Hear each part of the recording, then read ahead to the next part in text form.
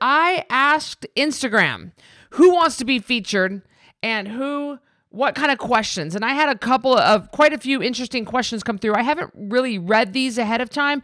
All I've done is just screenshotted the questions, and then I'm going to be able to post them up as they get answered. I also have a couple of video questions for you too, which are pretty cool. I'm Cristy Code Red, and you're listening to Rebel Weight Loss and Lifestyle, where we believe food holds the power to heal or poison, and we believe our society has been misled regarding proper nutrition and weight loss. You're in the right place if you're looking for some straight up truth, because I'm here to shed light on the lies and brainwashing that has taken place over the past 5 decades. Thanks so much for listening.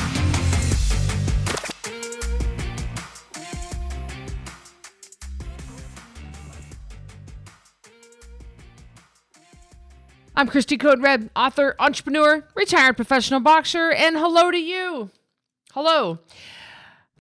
Yeah, hey, check out my fancy new camera. Can you guys tell a difference? Can you guys see a difference? I got me a fancy new camera. Yes, I am. Yes, I'm what am I? Like I'm stepping up my game now. I'm on fleek. I'm flexing, all those words. No, you know what? I'm just trying to make it a better viewing experience for you, and making this just a better podcast all the time. Always trying to improve, always trying to evolve. You guys get it. So this is going to be a solo podcast today, and what I am doing is I asked Instagram who wants to be featured and what kind of questions. And I had quite a few interesting questions come through. I haven't really read these ahead of time. All I've done is just screenshotted the questions, and then I'm going to be able to post them up as they get answered. I also have a couple of video questions for you too, which are pretty cool. All right. So shall we start? And I'm just going to start at the beginning and then work my way through them. I think we have 1, 2, 3, 4, 5, 6, 7, 8, 9, 10, 11, 12 questions plus 2 videos. Pretty good. And these are just kind of random questions that people have asked me. And I'm going to be authentic and real and honest and raw with you because I haven't looked over these questions ahead of time, like I said. And so it's going to come out as very real. I hope that's all right. Here we go. First question. I know this is the person that asked this is Liz, Lightning Liz, one of my Rebel for Life rebels. I'm going to plug in my phone here. One of my Rebel for Life rebels who has been with the program for a long time, and she's in my maintenance group now. So congratulations to Liz for reaching goal weight. She asks, Cristy, your blue mohawk is my favorite, but how about trying bright green? The problem with these fashion colors that you see me doing is fading. It doesn't matter what it looks like when you're sitting in the chair of the salon. Because when you're sitting in the chair of the salon, it'll never look like that again, ever. It starts to fade the second you wash it. It will never, ever, ever look like that again. People don't realize that. And a lot of times people see like something on Instagram or Pinterest or some other cool hair color. That's not even the real hair color. It has been enhanced. It has been photoshopped. It has been the color corrected. It's not really what the real color is. So even if I could get a green to that bright color or whatever, sitting in the chair, the second I walk out of that salon and the second I go home and the second I wash it for the first time, even though I wash my mohawk in ice cold water only once a week to prevent the fading, the green is still going to fade, and it's going to fade into gangrene. Okay, it's going to fade into the ugliest color green ever. So it doesn't matter how great it looks sitting in the salon chair. What is it going to fade to? Because doing this is expensive. When I turned my hair from red to purple, it was $500 in 5.5 hours. And that was with Mallory, who was willing to take on such a huge project. Very, very, very difficult to do this kind of stuff. So it's not what it seems. I have no interest in going to green. That's a color that I won't go to simply because of the way it's going to fade. It's going to fade ugly. And I'm not going to have busted stripper, prostitute colored hair. All right. Next question. How many electrolytes should one drink per day? Good question. One I get all the time. You need the amount of electrolytes you need to add is according to your symptoms. So on the Code Red lifestyle, because we don't eat foods that hang on to water and we also drink a lot of water, we happen to be flushing a lot of electrolytes and minerals out a lot. So we want to replenish those electrolytes by either one of three items: your Redmond Real Salt or Redmond Relight Powder, your Ultima, or the Caged Muscle HydroCharge. Those are the three approved electrolyte replacements. You can also just put Redmond Real Salt, 1 teaspoon per gallon, shake, and drink it. You can do that. There are other ways to replenish your electrolytes. You can replenish, by drinking apple cider vinegar cocktail. And remember, the apple cider vinegar itself doesn't have the electrolytes in it. It's the acetic acid in the apple cider vinegar that helps mobilize the pinned up and the bound up electrolytes and minerals in your body. So that's what's so great about Anyway, you could do other things that help. But the point is, what are your symptoms? Are you drowsy? Are you fatigued? Are you dizzy? Do you have a general feeling of malaise? Are you cramping? If you're having those symptoms, then add more electrolytes.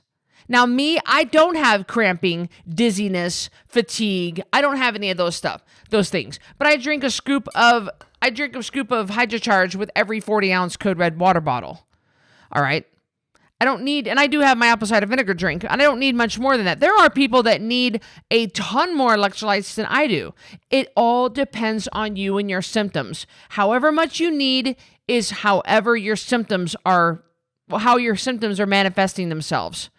If you're doing everything and you're still not getting enough, if you're still having those symptoms, double it. That means you need more. If you're having Morton's table salt, that crap overprocessed Morton's table salt, and you're putting that in your water, no wonder you're not getting any relief. That crap is an absolute joke. It's a joke. So make sure that you just go by way of symptoms. Are you having symptoms? Are you having no symptoms? Are you craving sugar? When you're craving sugar, that's a very strong indicator that you're not getting enough sodium. Are you, and anyway, I named off the symptoms already. We talk about this on our help desk. You can always go to our knowledge base, support.coderedlifestyle.com, and use the search bar to search for what you want to learn about. The next question. Hi, Cristy. I see that your husband is an avid road cyclist. Does he also mountain bike? We both do. Yes. I know that I don't talk about this very often, and I don't mountain bike much anymore, but we're both avid cyclists. He is a lot more than me nowadays. We have ridden our road bikes and our mountain bikes all over the world. We've ridden our mountain bikes through the Dolomites in Alta Badia, Italy. We've ridden through the Pyrenees Mountains in Spain. We've ridden all through Bend, Oregon, all the trails in Bend, Oregon, through Moab, Utah. We've been everywhere riding our mountain bikes. So yes, he probably enjoys mountain biking nowadays a little bit more than road biking. He does road bike on Saturday and Sundays, mostly Saturdays with the cycling group, because you really don't, road riding is dangerous, being that you could get hit by a car. But if you're in a group of, 35 people, the chances of you getting hit are a lot less because it's a bigger moving like beehive going down the road. So I get nervous when he rides by himself, when he road rides by himself. He wears an ID bracelet called the Road ID, and he always carries his phone, and I have we can track each other, and I track him just because if he goes down, I need to be able to find that man, and it's a scary thought. But yes, we both mountain bike and road bike. I don't so much anymore, but he does every single day. Okay. And we've ridden our road bikes all over the world too. Italy, France, Germany, all over the United States. We've ridden through, Heber. We just did a lot of stuff. So, can Code Red be adjusted for an athlete in maintenance? Yes. So what happens when you get to maintenance is, let me back up and say that, listen, if you are in weight loss mode and you're an athlete, you're a fat athlete. Okay. You're a fat athlete like I used to be. So once you get your weight off by using code RED and you get moved to the maintenance group and you are now in the maintenance program, we incorporate exercise. Now, if you've been exercising the whole time that you were in weight loss mode, that's fine. That's fine. There's nothing wrong with that. But now we need to talk about, what do you need adjusted? What is going on? What are you feeling like you're missing? Because you were fat before because you were making a lot of food mistakes. If you made the mistakes that I made before when I was a fat athlete, I was giving myself more food because I thought, well, I just rode my bike 75 miles, I can eat more. Or, well, I just did CrossFit for an hour, I can eat more. And I was fat.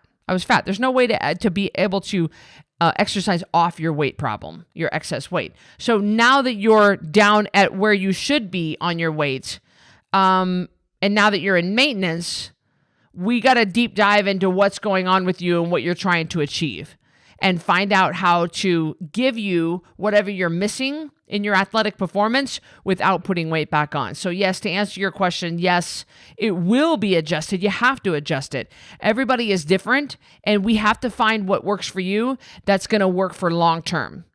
You have to remember that you ain't never going back to your old ways. All right, that's what got you in the trouble in the first place. Myself, I'm not judging you. Myself too. Me too. But so there are rules that you're going to adhere to, no matter athlete or no athlete. So you have to understand that your life is going to look a little different now. But if we're switching to foods that are going to cause you to perform better, then that's fine. We can switch to that, and we can explore that. Everybody's different. Everybody needs a personalized program. And so we will work on that in maintenance. Totally. Do you do carnivore people? Out, have bag, no vegetables. Okay. So I think there is no punctuation in this, but I think that's what this person is trying to say. Do I do carnivore people? Do I allow carnivore people to come into the program? This person, I guess he or she, has a out, and they have a colostomy bag. I think that's probably what she means by bag, and she cannot have vegetables. Okay, so what is carnivore? There is this way of eating, which is the same way our ancestors ate, which is called carnivore. And that means basically animal protein only. It's a no sugar, no carbs, no fiber diet. And it's animal protein only. Because if you look back on earlier man and our ancestors, that's all they ate. They used vegetables as fallback foods. They only ate vegetables and fruit and honey when it was in season, or if they couldn't have access to organs or any kind of animal, muscle meat. So if you have a colostomy and you can't have vegetables, but you're on carnivore, I'm carnivore, I'm wondering, do you have a weight problem? Because it's really hard to have a weight problem if you're on carnivore. And so I would bet, not knowing anything about you, that you're eating junk food and you're eating carnivore. You're a carnivore with junk food. You're carnivore with junk food. So yes, I mean we can certainly help you, but what you're going to do is you're going to take the food list and you're going to not eat the items on the eat side that you don't want to eat. That's what we do for vegetarians and vegans. But under no circumstances are you allowed to have anything on the do not eat side. So when I say no legumes and no lentils during weight loss mode, because they contain lectins and they're high in carbs and they stall your weight loss, I don't want you to have those. So you just omit the things on the eat side that you are unable to or do not want to eat. That's how we adjust code RED to different circumstances like this. Great question. Great question. What would be your dream vacation? Oh, what would be your dream vacation? I don't really have a dream vacation because any place I want to go, I go. Nothing holds me back. I I have been to Europe 11 times. I have been to Beijing. I've been to Costa Rica. I've been all over the United States, Canada, and Mexico. I have never not gone somewhere that I want to go. So I don't dream of certain vacations. There are places that I just are on my list of places to go. Up until March of 2020, it was just basically just a list of places I wanted to go. Nothing holds me back. Money, time, fear. I have no problem with any of those. As long as I have a place to put my dogs, as long as we're going to go. Nothing holds me back from going to where I want to go. So, to rephrase this question, I don't really have a dream vacation. I don't dream of I dream of going to this place, but on my list of places to go would be, I want to hike through the Andes Mountains in Peru. I think the Andes Mountains 1,000 kilometers. I mean, they're huge. I want to go to Cambodia, Vietnam. I want to go to Thailand. I want to go to Scotland, Ireland, Wales, Netherlands. I want to go to, where else do I want to go? I don't really want to go to Australia now. I don't really have that, a big desire to go there. So there are places that are on my list of places to go. But it's just a matter of just right now at this point where I'm recording this in April of 2021, we're still heavily regulated on our travel. And so the only thing that's keeping Miles and I from going to our next place on our list is just travel mandates and travel regulations and restrictions.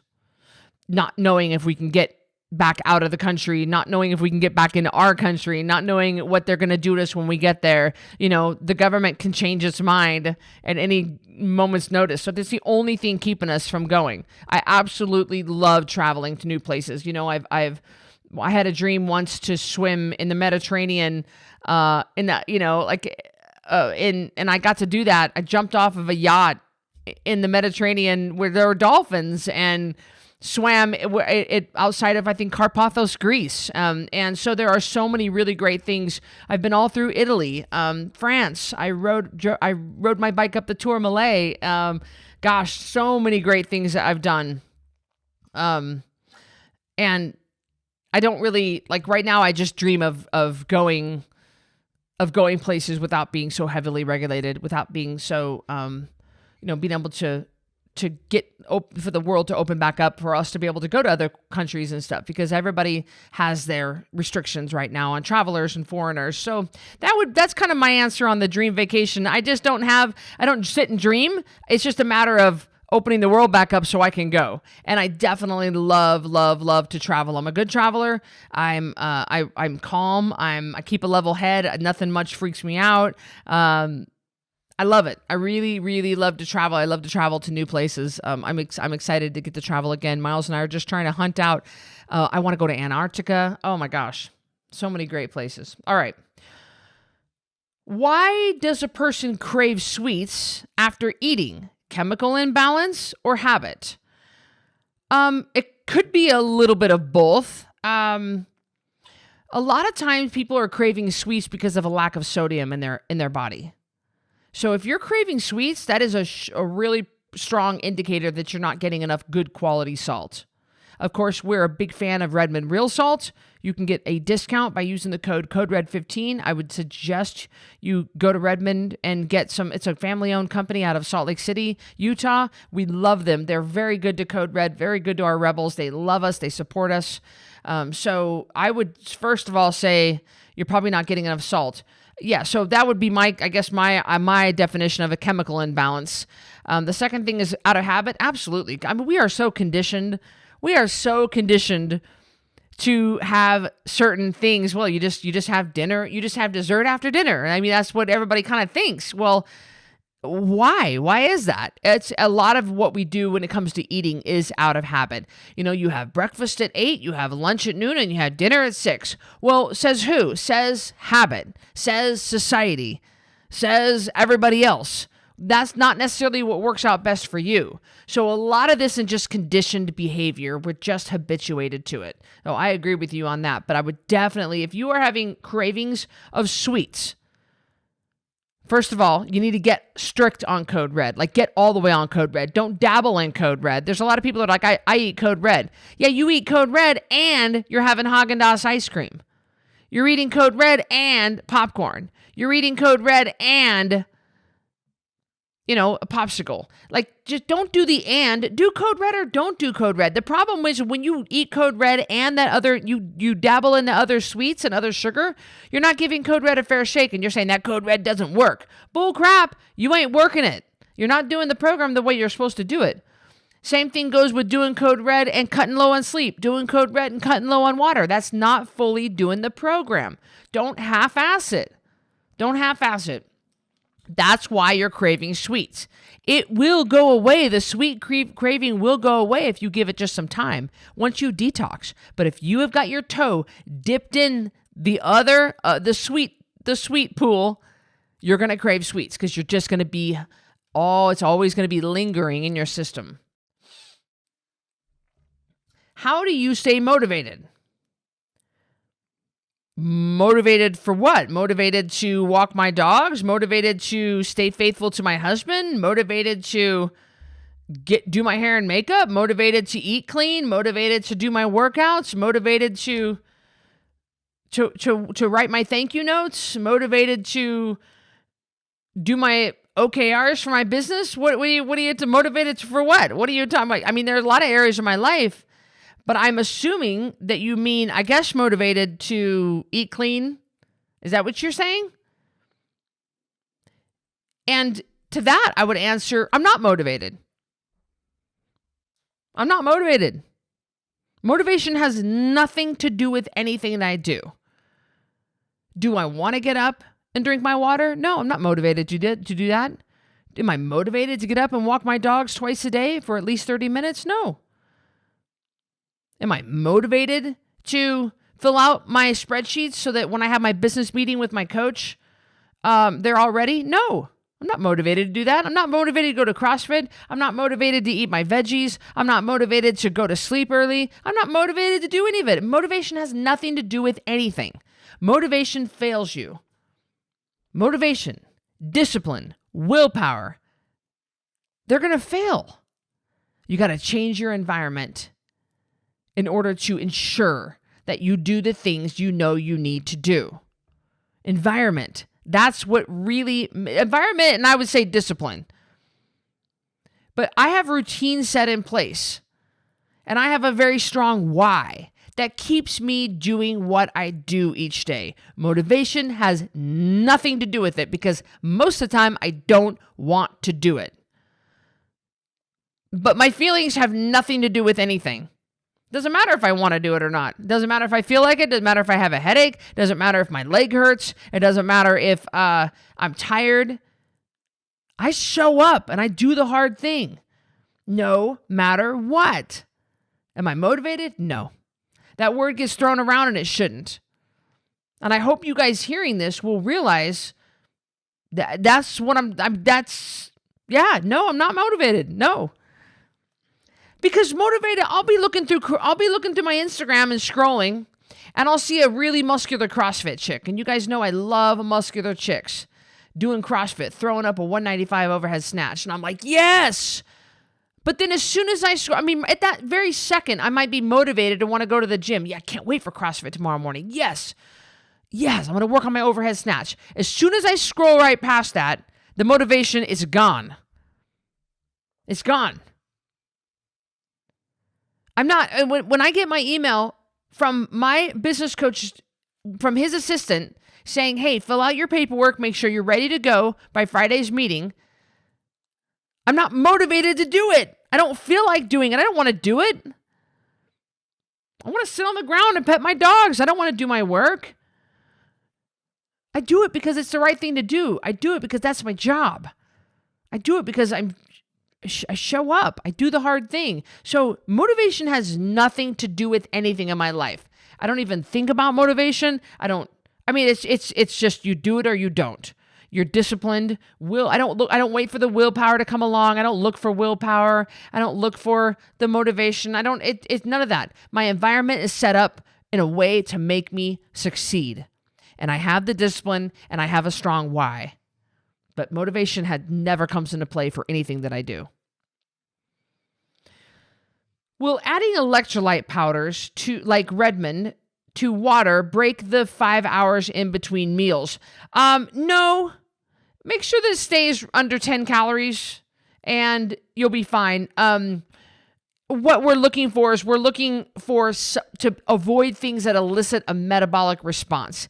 And even if the 5, 6, 7 calories that you might be getting are eliciting some kind of small metabolic response, which I don't think they are, then it's still the benefits of those electrolytes are going to outweigh any kind of a possible metabolic response, which I just don't think that I just don't think it's going to yield one. So I would say no. Just keep it under 10 calories. I think you're fine. Do you personally and other long-timer rebels find it harder to set mini goals plus big goals? Do you personally find it harder to set mini goals plus big goals? I don't really know what this person means. Do you personally find it harder to set mini goals plus big goals? Okay. I don't really know what this person means. You guys know I'm a very black and white person, so I take things at face value. But so I'm not sure if I'm going to answer this right, just because I'm not really sure what they mean. I don't find it harder to set mini goals or big goals. I'm a very goal-oriented and goal-driven person. I set them all the time. I set daily goals, weekly goals. I set hourly goals. I set goals constantly. I mean, I'm always setting goals. Big goals, little goals. I want a goal for the year, a goal for this month, a goal for this quarter. I mean, I'm always working towards goals. I write things down. I hang them on my bathroom mirror. So no, I don't find it hard to set mini goals plus big goals. I don't really know if that's what you meant, but no, I don't know. I don't really know what you're trying to say. So I hope I answered that okay. Can your program be tailored to someone who is vegan? I have pretty strong feelings about vegan, first of all. Maybe I shouldn't say that. Let me just tell you personally, from my personal standpoint, I don't think that being vegan is a healthy lifestyle. But same thing I said about the carnivore question. All you do, vegan person, is you take the what to eat list and you do not eat anything on that list that you do not want to eat. Now, being vegan, it's going to pare it down it's going to be a pretty scarce list for you once you take out all the animal products. But that's fine. What you absolutely cannot do, like I said with the carnivore person, is you cannot go over to the do not eat side and say, well, I'm taking out so many things here, so I'm going to go ahead and add in some grains. No. The do not eat side is the do not eat side. No exceptions. Bottom line, period. No exception whatsoever. You cannot eat anything off the do not eat side. I don't care if you're if you're a Tibetan monk. The list is the list. And you don't get to change or alter the list ever, ever, ever. So yeah, you can be vegan. It's not tailored. All you do is not eat the crap you don't want to eat, vegan person. You don't eat the crap you don't want to eat. Don't eat it. Nobody's forcing, guys, this is not prison. Nobody's got a gun to your head forcing you to eat eggs if you're vegan. All right, look, whatever. If you don't want to eat something on the list, don't eat it. But you absolutely, in no way, shape, or form, get to alter the list and eat off the do not eat side simply because you're bored with your few selections of food because you're vegan. That's not my problem. Do not eat off the do not eat side, ever. Just don't eat the crap you don't want to eat, vegan person. Is it normal to be freezing cold all the time and it will go away after weight loss? So what we're finding is they always think that they're cold because they have less body fat, and that's not true. That's not necessarily true. A lot of times when you are in between meals, which Code Red Rebels eat 2 times a day.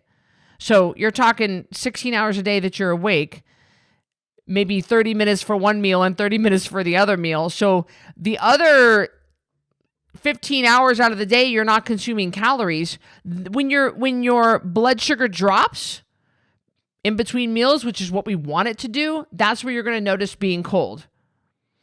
And so it's not because your body fat's coming down. It might be a small bit, but that's usually not it.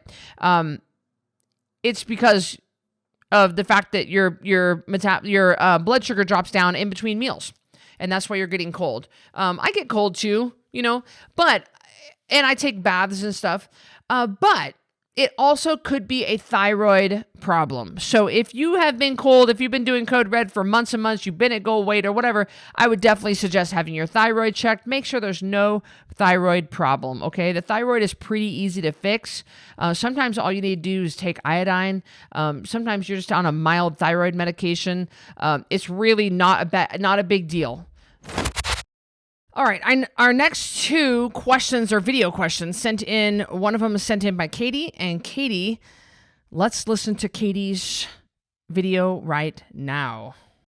Hey, Cristy, just wondering, who are the 3 people who have influenced your life the most and how?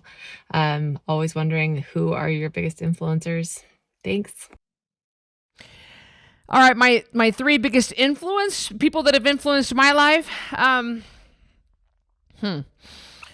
Probably Gary Vaynerchuk, Grant Cardone, and David Goggins. Gary V, I've been following him for years. I've read all of his books. He doesn't have very many, but I've read them. I've read them twice.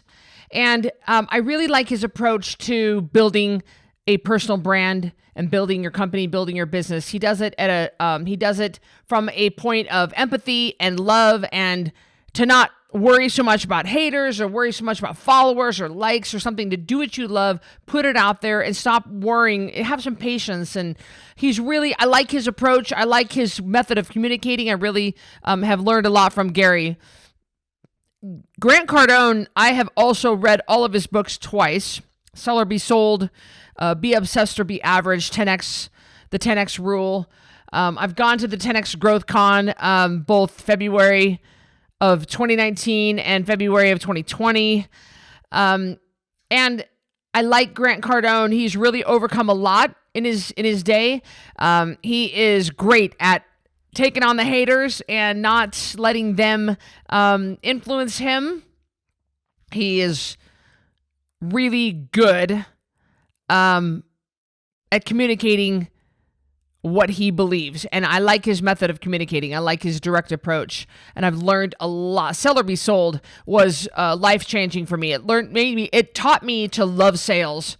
And it taught me to really lean into who I was and who I am, and to double down on it, Anyway, yeah, Grant Cardone. And then David Goggins, his book, Can't Hurt Me, really changed me. And David, I wish David would post more on social media because he's absolutely incredible. And that whole book completely changed my outlook on everything. I mean, I look at everything different because of David Goggins and because of what he's been through and what he demanded of himself and what he continues to demand of himself now and what he refuses. His mind is so strong. He's incredible. He's an incredible man that I hope someday I get to meet. And he's been very good to help shape my idea on a lot of things. All right, our next video comes from Marley. Marley, what have you got to say?